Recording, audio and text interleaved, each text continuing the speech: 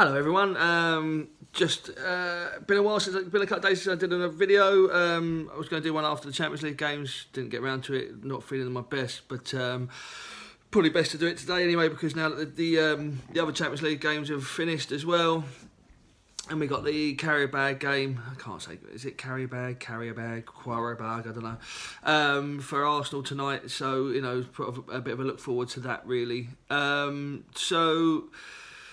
Let's start off with the Premier League. It was a 1-0 win against Huddersfield at the weekend on Saturday for a change. It was a good result. Looking back at a day, it's going to be always going to be one of those games where the lower lights in the Premier League, Huddersfield, they're not going to come and allow you to play football away from home. They're going to try and stop you from playing, do whatever they can. Basically, they come with a clean sheet. They start the game with a point, and that's when they look at coming. I'm not having a dig. That's how you survive in the Premier League. There's no point.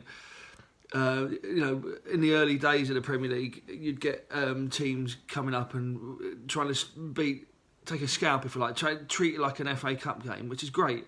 Great day out for the fans. We beat Arsenal, Man United, Chelsea, Liverpool, whoever 1-0. Brilliant. We did it. Went up there. We held on and got the 3 points. But would then fail to beat the teams around them, and that's what would cost them. They are just the 3 points against the bigger teams, and it's in the reverse of it. If you ever watched, go back and look at Alex Ferguson's teams, title-winning teams, they would slip up against the top 6 teams. Slip up. I keep doing this. I've got to stop that.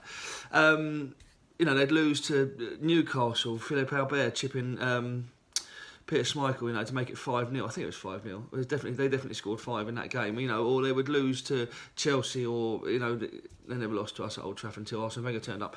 But what I'm saying is they'd lose to their so-called rivals, but would smash everyone else because there's more points available for the teams out of the top 6 than there are in the top 6. You get the 6-pointer if you like, but it doesn't really mean much if then those teams go and drop points everywhere else. If you look, that's what Ferguson did, and that's what managers coming up.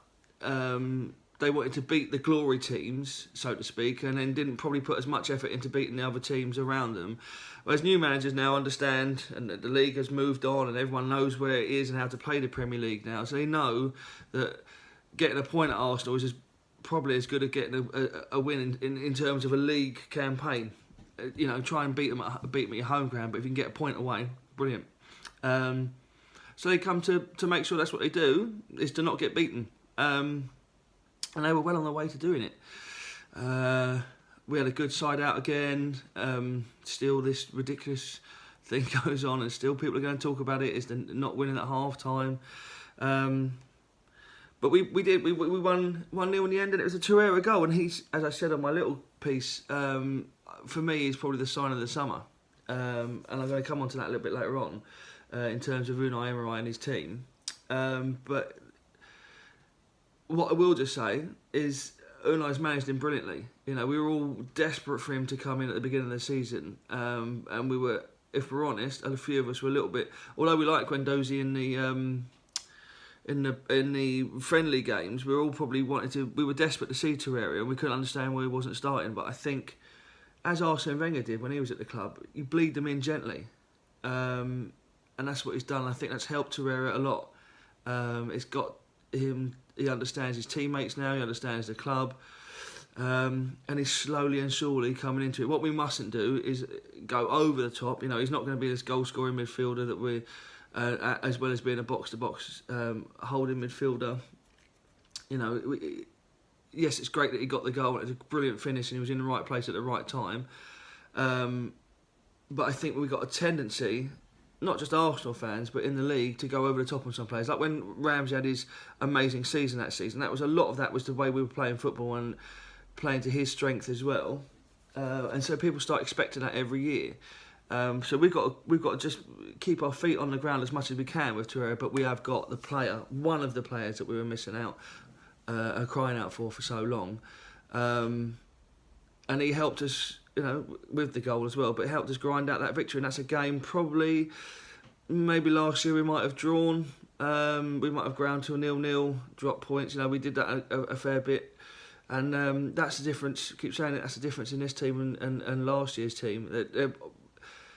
Well, this is the point I'm going to make in a minute, but they're technically the same team. They just have a different mentality about them, and then that's where we are as Arsenal fans at the moment. That's why there isn't such a dissension around the crowd. You know, if under Arsene Wenger last year it would have been 2-1 down to Spurs at half time at home, it would have been hell. It would have been disgusting at the Emirates, but it wasn't. I wasn't nervous. I thought we'd get a draw. I didn't think we'd end up winning the game like we did. And I think that goes for a lot of fans. Saying a lot as well, aren't I? Sorry. Just dropped one straight in there. But this is where we are now. As a team, we've got this ability to carry on, grind on. Now, it's not always going to work, but as long as we keep seeing that they're desperately, you know, they're putting the effort in, we'll all be happy with that. I'm sure other Arsenal fans and other fans of other teams can appreciate that we're not quite the pushovers where we used to be. You know, where fans used to sing, Arsene Wenger, we want you to stay. You can see why now. Anyway, so that was the Huddersfield game. Now, you may have heard over the last couple of days, today's Thursday the 13th of December 2018, mark the date, because Tottenham have just won the Champions League. All right, I've read it in all the press. Guillaume Balaguer tweeted out that was the most complete performance by a European team at the new camp at any point. I mean, big words for a big team. Look, I'm Arsenal, all right? We get that. So obviously there's going to be a bit of needle between me and Spurs, the fact that they're in the Champions League and we're not, and we gave it to them for so long, and about being, you know, Spurs Day. But obviously we're in that place now. I mean, we had 20 years of it, to be fair. But let's have it right. It was a decent performance. They drew 1-1 against, should we say, second string? It wasn't top Barcelona, was it? And it was only a draw, and they got through. Hands up, they're through. They're through to the knockout phase of the Champions League. Brilliant, with minus goal difference. And that's what got them through. They just conceded, or they had a better minus goal difference than Inter had a minus goal difference. So let's not get too carried away. Great for English football in terms of what's it called? Having places in Europe next year. The points system you get there.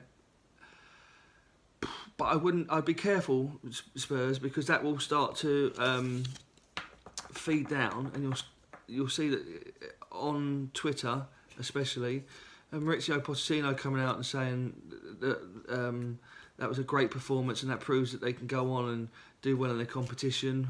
I would say it proves that you can do well on a one-off game. Tim Sherwood thinks that you're one of the top 7 teams. I'm talking about Spurs now. I'm an Arsenal supporter. But Tim Sherwood thinks that you're one of the top 7 teams that can win the Champions League. Maybe. I don't know. And Harry Kane. Now, let's have a little word about Harry Kane. Not his biggest fan. Great striker at Premier League level. Has done enough at Europe, I suppose. Not the best public speaker in the world, says me, coming here, doing and all the time. He'll have had media training though, I haven't. But he came out after the game and he said, this 1-1 draw proves we can beat anyone. Not sure about that, Harry. Then he said, after conceding the goal, we kept a clean sheet. What does that mean? It means you went 1-0 down, but then you didn't concede any more. It's mangling. I don't understand what he's saying. I mean, I do understand what he's saying. It's obvious what he's saying. You know, we only conceded 1. Just say we only conceded 1 goal. Everyone expected us to concede more after conceding so early, but we didn't. We shut up shop after that. It was just weird. It's just a weird after-match. What would you say? Was it a debrief? I don't know. It's just an interview, but it was. Sorry, look, I can't. He's England's #1 striker. He's the current Golden Boot winner for the World Cup with, what was it, 1 goal from open play? I just wanted to temper the Spurs celebrations, basically. It'd be interesting to see who they get in the next round, and I'll be interested to see how well they do. For me, personally, in a weird kind of way, I want them to get to the quarterfinals, because the longer they're concentrating on that and believing they can win that, then the more chance we've got of making sure that we finish above them again in the league this year. But I also want them to get tonked. It's an Arsenal Spurs thing, lads. Sorry. So, Qarabag tonight, and the Arsenal squad situation. Massively gutted to lose Rob Holding.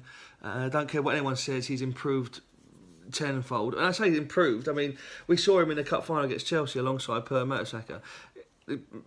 Decent centre-half, absolutely decent centre-half. I think he was not going to be knocking on the next England squad if he carried on playing, if he was fit. So I just want to send out my thoughts to Rob and come back stronger next year, fella. But what that does do is provides us with a bit of a quandary. Do we go out and sign someone to replace him?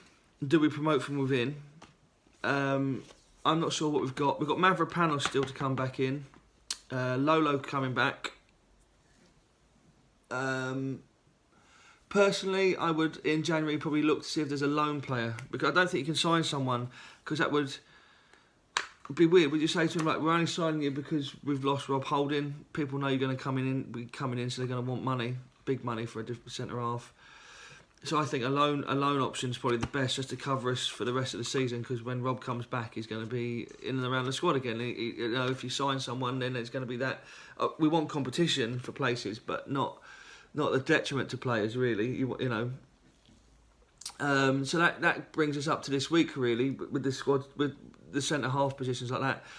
Qarabag tonight at the Emirates, 21 games unbeaten. That I would sacrifice that tonight, the unbeaten run, if it meant making sure that we had a decent squad of players ready for the game at the weekend. The game against Southampton, they've got a new manager. It'll be his second game in charge. There's going to be he's had longer to work with his team now, so there's going to be that little bounce. This is the game, or the type of game that we would lose last year. So we need to make sure we're ready and we're up and we're going to win this game this year. And to do that, we need our strongest side. So for me, I wouldn't put Lolo in tonight. At least until, say, the second half or something. Give him a little run out perhaps, but not start him.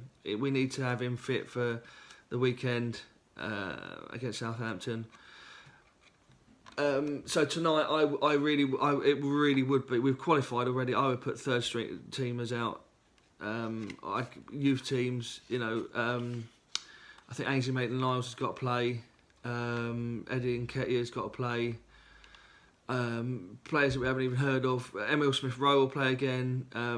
Who knows, maybe Mesut will come back tonight if he's fit. I do believe it was genuine injury now. He's missed too many games for it to be a crying off sort of situation. So maybe Mavropanos tonight. Lichtsteiner I think will probably start, or Jenks. You know, these players have got to come in and do the job tonight.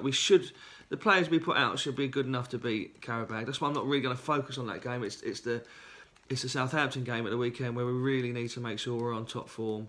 We can't afford to drop points in this game. We need to be up thereabouts. If we can get through to January, still in the same sort of position we are now, with keeping the squad fairly fit, I'll be happy with that. And that squad, this is what I want to come on to, right? This squad, Unai Emery made 5 signings, or the club made 5 signings in the summer, and all of them have played now. You know, and all of them are in the starting team. You've got Leno, Lichtsteiner, Guendouzi, Torreira. Who was the 5th one?